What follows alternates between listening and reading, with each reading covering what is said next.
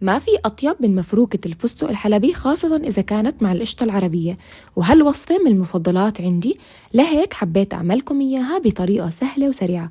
كملوا الفيديو لتشوفوا الطريقة. بالبداية رح احتاج لكاسة ونص من شعرية الكنافة، رح أحمصهم بقلاي بدون زبدة أو زيت، وأول ما تصير معي الشعرية بهالشكل رح أضيفها بالخلاط وأخلطها كتير منيح. وهلأ رح أضيف عليهم كاستين من الفستق الحلبي المطحون، ويفضل إنكم تطحنوا الفستق قبل ما تضيفوه لحتى تطلع معكم العجينة ناعمة. عليهم رح أضيف نص كاسة من السكر المطحون، نص كاسة من السميد الناعم المحمص، حمصته بقلاي بدون زبدة أو زيت، ورح أضيفه للخليط. وهلأ رح أضيف عليهم 4 معالق كبار من الزبدة غير المالحة، ولازم تكون بدرجة حرارة الغرفة.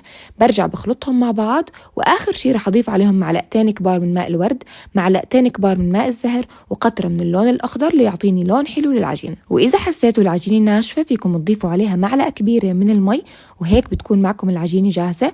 بتشكلوها بالطريقة اللي انتوا بتحبوها، وآخر شي رح نزينها بالقشطة والفستق الحلبي، وعند التقديم فيكم تضيفوا عليها القطر.